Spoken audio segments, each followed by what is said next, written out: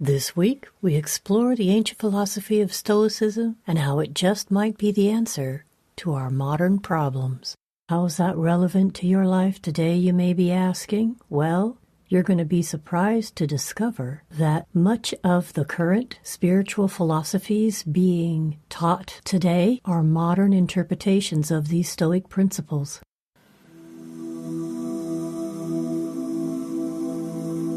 Welcome to Evolving Humans, the podcast for awakening souls.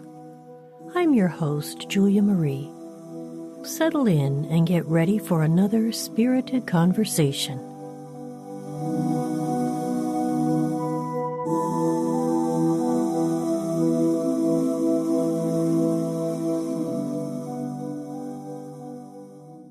Benny Voncken is my guest today. And after teaching for almost 12 years, he discovered Stoicism and coaching to improve his own life. He is co-founder of Via Stoica, where he and his co-founders offer Stoic life coaching, corporate training, motivational speaking, and workshops. The mission is to help people live better lives through the creation and application of a philosophy of life primarily based on Stoicism principles. Their website is viastoica.com. I want to welcome you to Evolving Humans. Benny, thank you for spending some time with us today. Yeah, and thank you for having me on. And what a wonderful introduction. That was really great to hear. And thank you for your time as well. Well, my first question is always the same. What was it like growing up in Benny's house? That's a great question. And I love thinking back to that. I just had a wonderful upbringing, to be honest. Like, we lived in such a small village in the Netherlands, and we were able to go out in the woods and just really explore everything, like, the outside, but also the imagination. We used to just play around, and everything could be turned into something amazing. So if I look back at my upbringing and my childhood, that was what we had, a safe environment with a lot of respect. And we also were taught all the valuable lessons in life. Sometimes you fall and you stand up, you get back up, and you keep going ahead, but with love and appreciation for everything that's around you.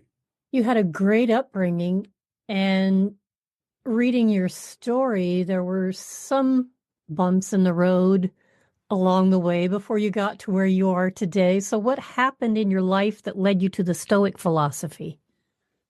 Yeah, I think what happens in everyone's life, right? They're just, life isn't that smooth sailing, fairy tale that we all expect. There are bumps in the road. And for example, one of the quotes from Seneca that I really love is he says, you are unfortunate because you have never been unfortunate. You have never had the opportunity to show yourself and life what you're capable of. And sometimes I wonder, like, if we are brought up in a very smooth and safe environment, then even the smallest pebble will make you fall. But, as you grow up and you start to become an adult, and you have the responsibilities of life, and you have to meet all those things, and you have relationships, and they crumble and fall, and yourself, you fall into the pits, that we all come across, then we also have to climb out of those. And for me, for example, my marriage ended, which is not easy to go through. And then I also dealt with alcohol and how the relationship that I had with that. I quit drinking 4.5 years ago completely. Some physical things, all of these things, just life happens, right? And I think that's sometimes not the way we want life to go, but that's where a philosophy like Stoicism can help you accept everything, right? One of the sayings that they say is amor fati, is accept fate, because it has a plan. And we just have to either decide to live with it or to rebel against it. And the more we rebel, the more difficult it is. And if the more we accept it, the more easier and peaceful we can live. I read some of the philosophers, but I never thought, frankly, of bringing those ideas into my current life. So for those who may be wondering, before we go any further, can you maybe explain a little bit about what Stoicism is, and more importantly, why should I care? Yeah, that's a good question. And again, I'm not here to turn people into Stoics, but I would like for people to start thinking more about their lives and create that philosophy of life, which means questioning, being curious, wondrous about everything, right? And so when we think about Stoicism, that was really a philosophy pretty much based on Socratic philosophy, who was teaching and talking to everybody in the streets. And Zeno Citium, he brought that back. He kind of started with the Cynics, and he learned from other kinds of philosophies back in the day. And the Cynics said virtue is the only good. Virtue, and you can kind of separate that in wisdom, justice, courage, and temperance. And he said that's pretty much everything you need to live a good life. If you are virtuous, you do all the things that you do well, your conscience will be at peace, you will be at peace. And that's pretty much the goal of philosophy of Stoicism, is to live that peaceful, flourishing, good life. And they say, apart from that, Zeno said to live in accordance with nature, to really learn who you are, but also the role that nature plays around you and how you fit in it. And when you reach that balance and harmony, again, that will reach you to that eudaimonic state. And the good thing about Zeno is because you had Plato and Aristotle, they brought it back to like the academy and the lyceum, to more of the, the elite class of philosophers. And Zeno went to the Stoa Poikile, which was the painted porch in Athens. And he just started walking up and down, and people started listening to him and started philosophizing. And that's where the name Stoicism comes from the Stoa. And he brought it back to the people. He said, philosophy isn't any good if you can't apply it to life. We can talk about it all we want, but when you need to learn to use it in life, because that's where it matters, right? That's where we have that connection. So when a lot of people ask me, like, what is Stoicism? I usually kind of look at it as a more Western and pragmatic version of Buddhism, of Taoism. There's a lot of things that kind of coincide with it. And I think that usually helps people give a more realistic idea of Stoicism, because nowadays when you open, the social media platforms and they talk about Stoicism, they show like, especially men, like strong men, and like, oh, you have to not show any emotions and do this and, not smile or whatever. And that is such a sad state of affairs of Stoicism, because it is really a philosophy that puts you right in the center of life, that makes you really be curious about everything, that also inside you, right? Your emotions, you have to embrace them, learn what they are. And then they say, and this is where it kind of differs a little bit from Buddhism and Taoism, to say we have reason and logic, right? That's something that we've been given by the divine, by God, by providence. And we use that reason and logic to examine the events that happen around us, to make sure that we have the right impression of it, because they say that nothing is good or bad. Things just happen. We make it good or bad, right? We add a label to it and we say, oh, this is not what I want, so it's bad. This is what I want, so it's good. They say, no, examine what it is. Use that information to make sure that you make the right virtuous action, and then your life will be good. That's what I like. You're using the Stoic terms, but what we hear in contemporary spirituality today is self-awareness, be aware, be in the moment, be present. That's really basically a contemporary translation of what you just said. Oh, yes. And the Stoics are very much of being in the moment, because that's the only thing we have, right? We don't have the past. We don't have the future. The only thing we can really have is even Marcus Aurelius in his meditations. Mm-hmm. And I was just rereading it. I love to reread it. And these are his personal notes, never meant for publication. He was the emperor of the Roman Empire. And he was just reminding himself, like, it doesn't matter if you're 100 or 10 years old. We all lose the same thing, the present. Nothing else, nothing more, because we don't have the other thing. So it is really interesting to see how spirituality, different philosophies, religions, they have a lot of the basic foundation of thoughts are the same. Focus on what you can control. That's a big thing what Stoicism talks about. But look at the now and appreciate it. Be wondrous, curious. And again, Socrates, he was very big on knowing yourself.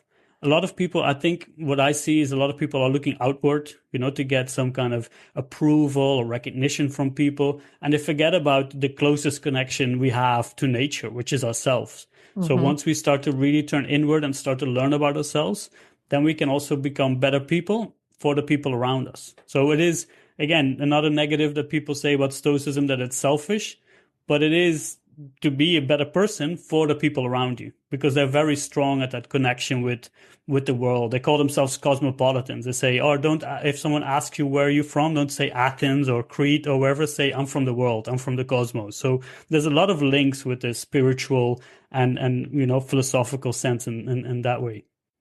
So how do the Stoics look at God or the universe, however you want to name that overarching intelligence?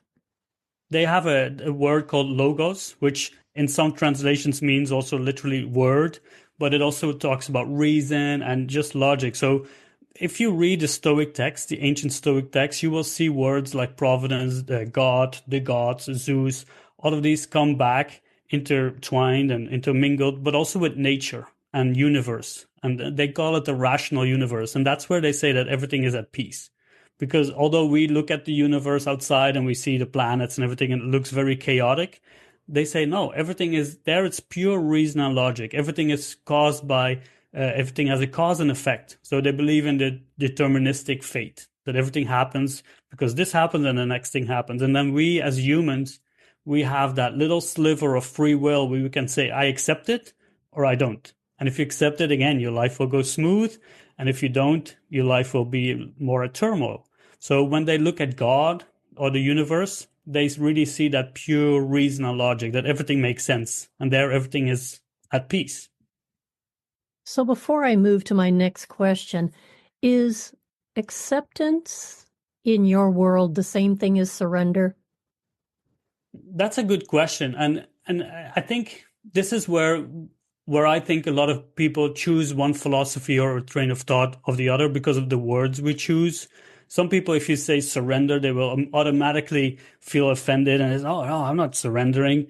And if you say accepting, that's a different way. I think accepting is more of an active approach than surrendering, but it is in a sense the same to me. You know, you either accept or you surrender to fate, or you say, no, I'm going to fight it. So I think that's where a lot of people can debate about it philosophically, about the words we choose.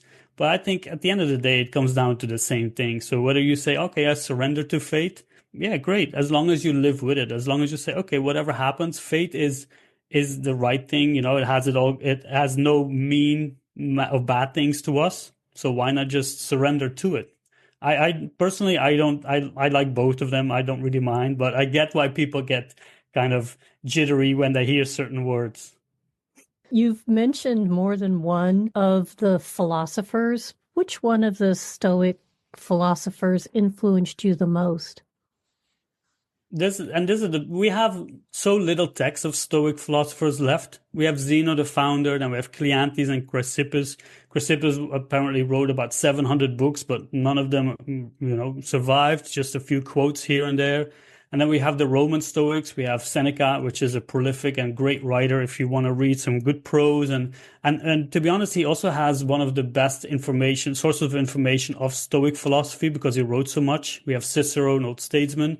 Marcus Aurelius, he only wrote what we know, like the meditations. But for me, it was really Epictetus who gave me the verbal slap in the face, as I always call it, because he is very direct. He tells you, like, this is the way it is.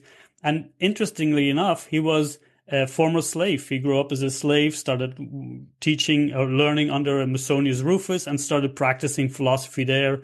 He became a Stoic teacher, got exiled, and then lived in like northern Greece in Nicopolis, and he started his school. And a lot of people went there. And luckily we have his discourses and a handbook ready from him. So it's really nice to read. But for me, he was, because of his direct approach, I need that, and I think that that's also why I say, like, it is important not to just follow something, but to really find a voice that speaks to you. And that's a lot of these things, again, they say the same thing, but if you find something that really resonates with you and that you can put into practice, that's the way to go. Because you can say, I'm going to follow this, but I don't know. And for me, Epictetus really, and it also makes me laugh sometimes, when he uses certain words and certain directness. I kind of like that. I needed it. So Epictetus is the one for me. But again, I just like to read all of this stuff. If you were going to distill it down, what is the most essential piece to the philosophy itself? For that, I think we would have to go back to Socrates, maybe, and taking it away from the Stoic philosophy, but they really lean on his thoughts. And that's all about knowing yourself, really understanding who you are. When we talk about the emotions, right? Again, this is another critique of Stoicism to say, you have to shove your emotions aside. They actually say, no, you have to understand them profoundly, because only then can you put them, give them the right place, give a pause to them, and use them in a correct sense. Maybe, for example, anger is not the emotion you want to act out of, but you want to know why you get angry. Because if you don't do that, then how can you ever get a better relationship with it? And Socrates was really big at knowing yourself. When he read that at the Apollo of Delphi, the Temple of Apollo in Delphi, it said, "Know thyself." That really had a big impact on him. And that's something that I think we forget in our lives. We look at all the influences we get from outside. We have this kind of, I always call it the script of life. You know, you're born, you go to school, you have a career, you do this job, you have a family, a house. That's the script that we supposedly have to follow, but that doesn't go for everyone.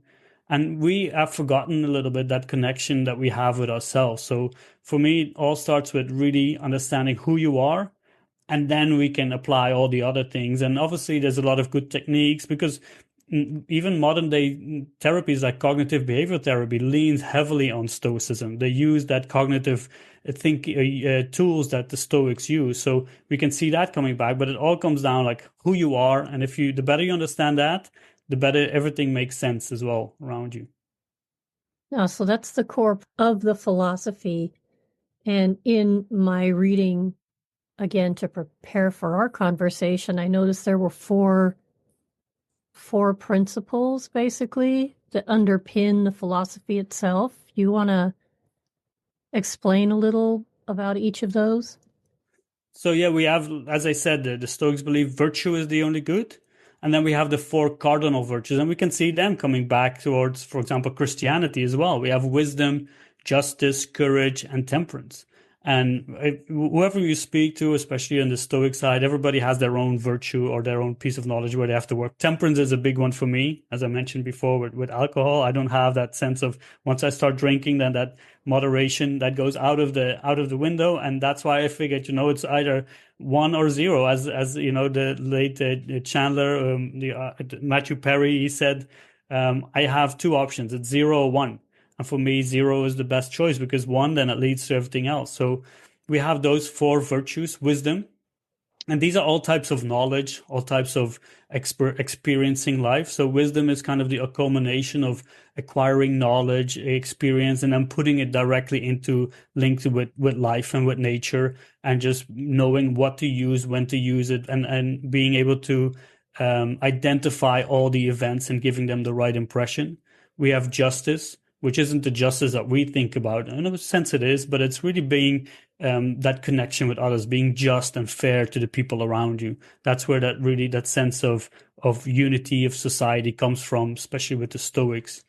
The courage, and this again, especially among men, this is like, oh, I'm going to do all the things that I'm afraid of.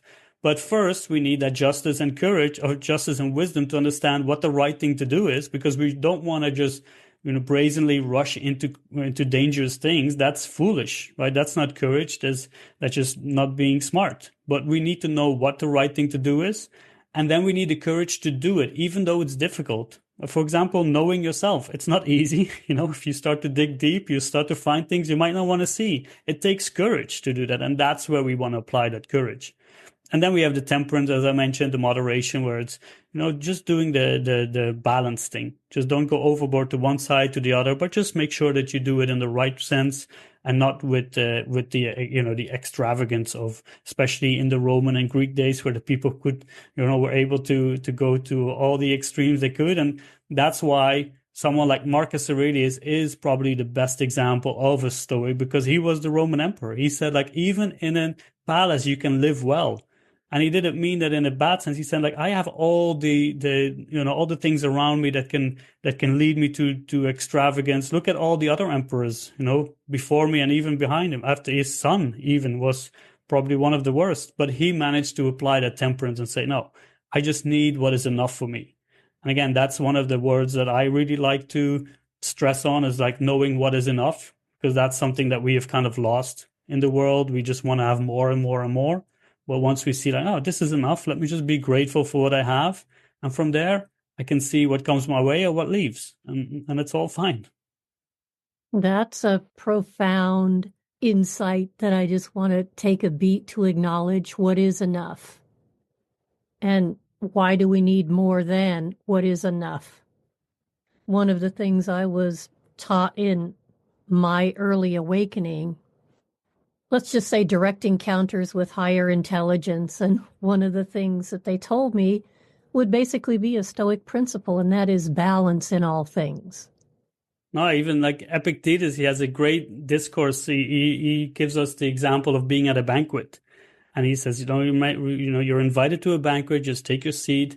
And when food comes your way, don't go grabbing for it. Take it when it comes. And if it doesn't, don't worry. But don't refuse yourself from it. Just take what comes your way, eat it, and use it, but don't go grabbing and doing all those excesses. And again, one of the big things that he's all about is about our wants and desires and the aversions, the things that we wish to avoid. Those are the things that cause us the real stress. Like, because all the things that we want, they're not under our control.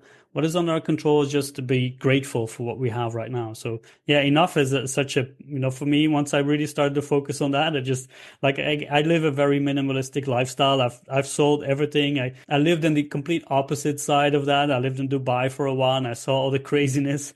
And after I left there, I sold everything. All my life fits in a backpack and a little rucksack, and that's it. And I just figured, okay, I have enough, and this is all I need for now. It's good.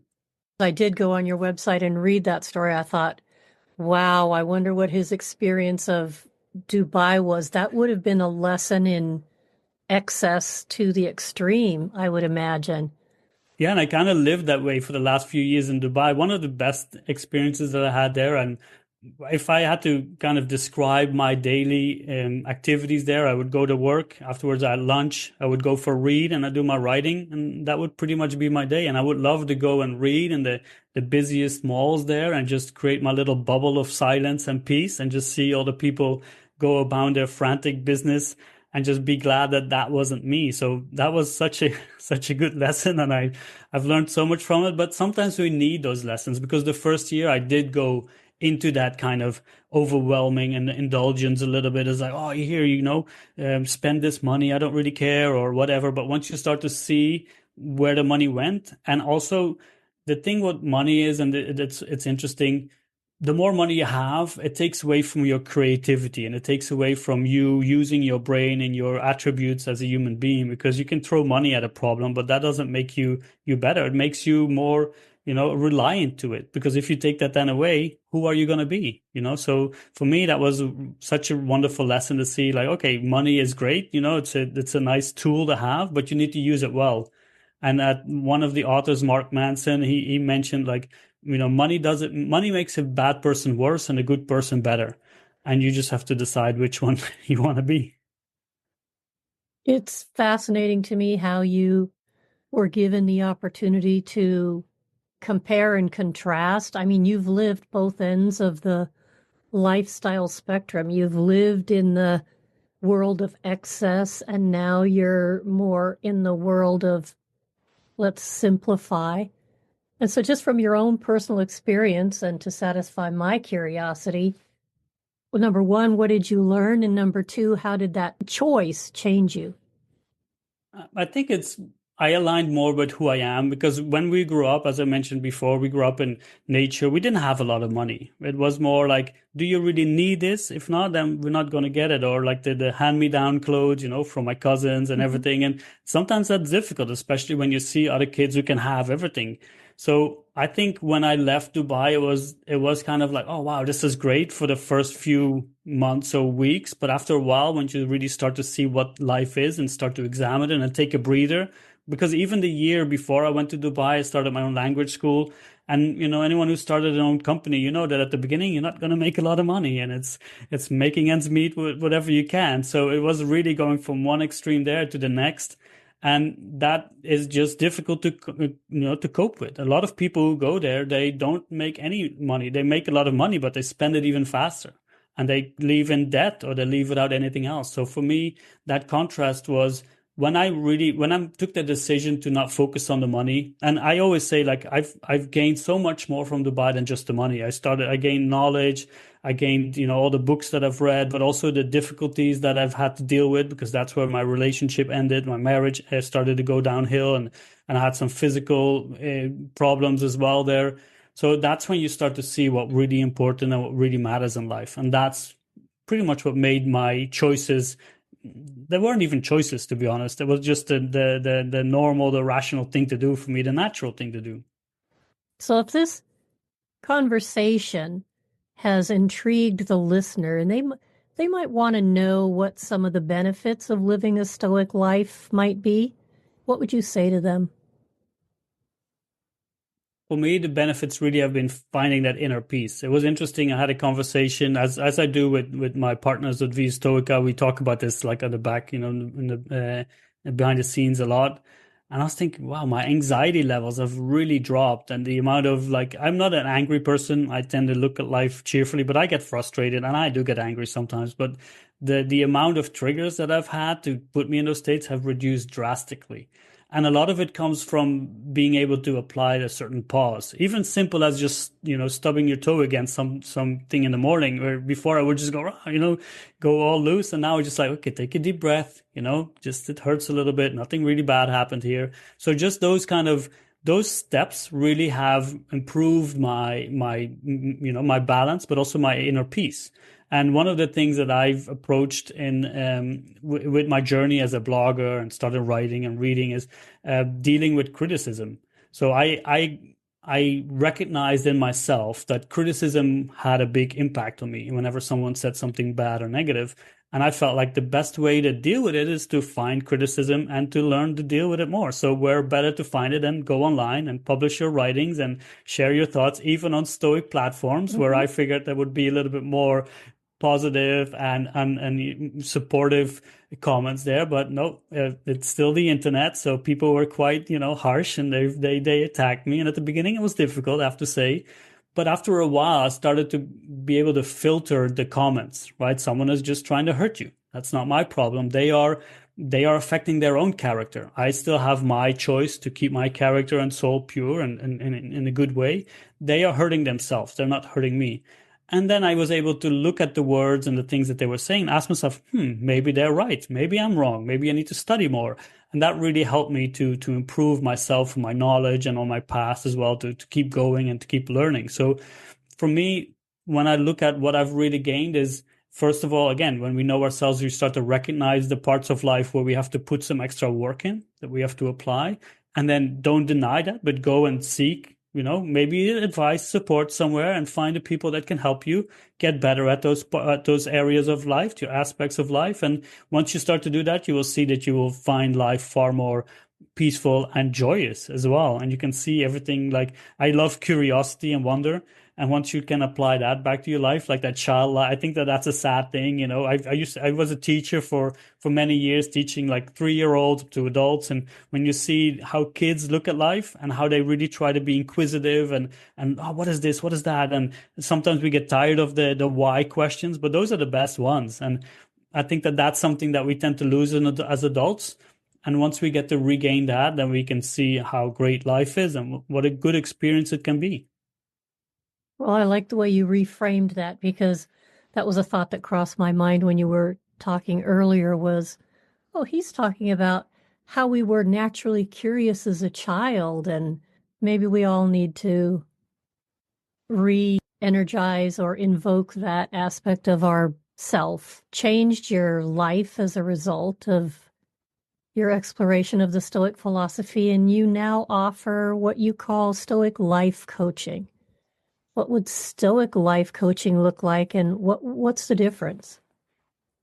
So when we have life coaching from a Stoic aspect, there are two parts that are different. First, as a coach, it helps me to be more objective when I listen to people, because as a coach yourself, it's easy to put your own opinion of other people, and that's something that I don't put on, the impressions that I have. So also when someone speaks to me and things that they say or believe I don't agree with, it's like, okay, this is not for me to judge.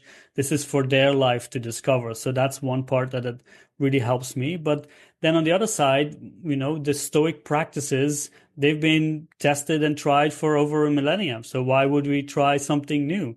And to give people, the clients that we work with, those tools, even if they don't really even if they aren't necessarily purely interested in Stoic philosophy, they will still help and benefit them. And we're not therapists, we're coaches, but we do.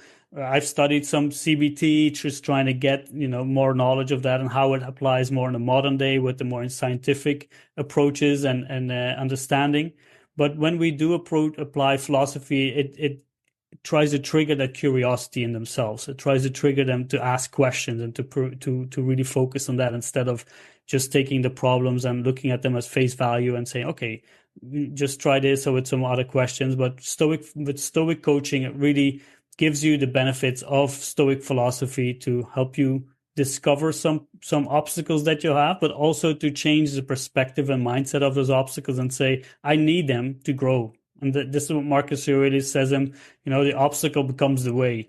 It is like, okay, this is where I need to go because that's apparently something that I need to learn.